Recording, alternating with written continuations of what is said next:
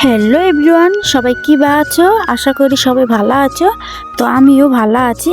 তো ভালো আছি বলে আজকে যে কুটুস কুটুস করে ঘুম থেকে উঠটাই কী খাচ্ছি বলো তো তোমরা।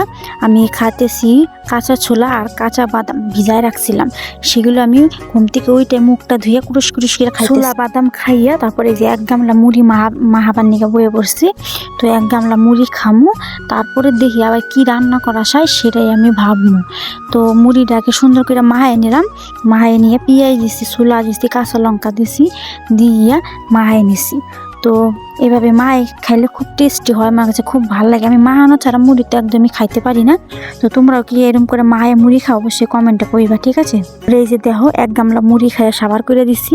দেখতে পাচ্ছ পেঁয়াজগুনা পড়ে রয়েছে, পেঁয়াজগুনা কিন্তু খাইতে কিন্তু খুবই মজা লাগে। যাই হোক, এবার আমি কি রান্না করবো সেটা বসে বসে ভাবতেছি। তো চলো এবার কি রান্না করবো সেটা তোমার সাথে শেয়ার। তারপরে এই যে দেখো আমি ভাত বহায় দিছি উনুনে। তো যাই হোক, ভাত বহায় দিয়ে এবার আমি কি রান্না করবো সেটার ব্যবস্থা করি। তো আজকে বেশি কিছু রান্না করবো না, আজকে একটা আলু সেদ্ধ দেবো, আর এই যে কাঁঠালি বীজগুলো দেখতেছো এগুলো আজকে সেদ্ধ করবো। আর আমাদের গাছে একটা কলা পারতেছে, কলা, আমাদের গাছ একটা কলা গাছ ভেঙে পড়ে গেছিল। তাই ভাবছিলাম যে এই কলাগুলো সেদ্ধ করব, ভাতে সেদ্ধ দেবো না, আলাদা সেদ্ধ করব, তাহলে খেতে কিন্তু তারপরে সেদ্ধ করে শুকনো লঙ্কা দিয়ে মাখাবো, খেতে কিন্তু খুব মজা লাগবে। তো যাই হোক, এই কলাই আমি আজকে সেদ্ধ করব, এটা আমি তোমাদের সাথে শেয়ার করব। তো চলো বন্ধুরা দেখা যাক। তারপরে এদিকে দেখো আমি কলাটা আর কাঁঠালের বীজগুলো কেটে লইছি, কেটে লইয়ে আমি আলাদা সেদ্ধ করবো। আমি ভাতে সেদ্ধ দিইনি, ভাত না কালার হয়ে যায়, রং কালারিং হয়ে যায়, লাল কালার হয়ে যায়, তার জন্য আমি ভাতে সেদ্ধ দিইনি। তার জন্য আমি কড়াইয়ের মধ্যে করে আলাদা সেদ্ধ করে তারপরে আমি সেদ্ধটা মাখাবো। তো চলো দেখতে থাকো আমার শেষ পর্যন্ত ভিডিওটা। দেখতে পাচ্ছ আমার ভাতটা হয়ে গেছে অলরেডি, দেখতে পাচ্ছ। তো ভাতটা আমি আগে নামাই নিব, তারপরে আমি কলাটা সেদ্ধ করে তারপরে শুকনো লঙ্কা ভাইজে আমি সেদ্ধটা মাখাবো সুন্দর করে। এই যে আমি ভাতটা নামাইয়া ভাতের ফ্যানটাকে গালাই নিলাম, তারপরে আমি কলাটা সেদ্ধ মাখাবো। তারপরে বাজারে যাব, পরে মাছ যদি রাখি মাছ কিনবো, তারপরে দুপুরে মাছটা রান্না করব।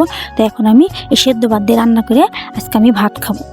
যে দেখতে পাচ্ছ আমি কালের মধ্যে কলাটা আর কাঁঠালের বীজটা দিয়ে দিয়েছি। এবার আমি সেদ্ধ করব, জল দিয়ে সেদ্ধ করে তারপর আমি সেদ্ধটা সুন্দর করে মাখাবো। দেখতে পাচ্ছ আমার কলাটা আর কাঁঠালের বীজগুলো সেদ্ধ করা হয়ে গেছে, ঠিক আছে। তো এটা আমি ওই শুকনো লঙ্কা ভাইজে নিচ্ছি সুন্দর করে লাল করে। তো শুকনো লঙ্কা দিয়ে আমি সুন্দর করে মাখাবো। আর কিছু পরিমাণে পেঁয়াজ দিয়ে দিলাম কুচিয়ে, এই পেঁয়াজ কুচি দিয়ে আজকে সেদ্ধটা আমি সুন্দর করে মাখাই নেবো। আর কাঁঠাল বীজগুলো সুন্দর করে মানে চেটকে গালিয়ে নেবো। আর এগুলোতে বীজ হয়ে গেছিলো, তো বীজগুলো ছাড়িয়ে নেবো সুন্দর করে। এটা দেখতে পাচ্ছ শুকনো লঙ্কা করে লাল করে চটকায় লইছি। এগুলো হইলে কিন্তু সকালে সিদ্ধ ভাতটা খুব মজা করে খাওয়া হয়ে যায়, এখানে তরকারি কিচ্ছু লাগে না। তো যাই হোক, এই দেখো এখন আমি সেদ্ধগুলো সুন্দর করে মাহাইয়া লইমু।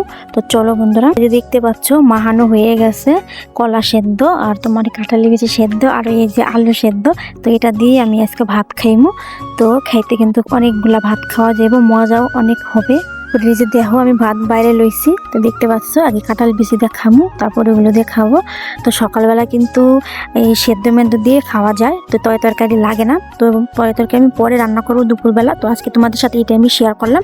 কেমন লাগলো আমার ভিডিওটা অবশ্যই কমেন্টে কইবা। আর সবাই ভালো থাকবা, সুস্থ থাকবা। টাটা বন্ধুরা, সবাই ভালো থেকো।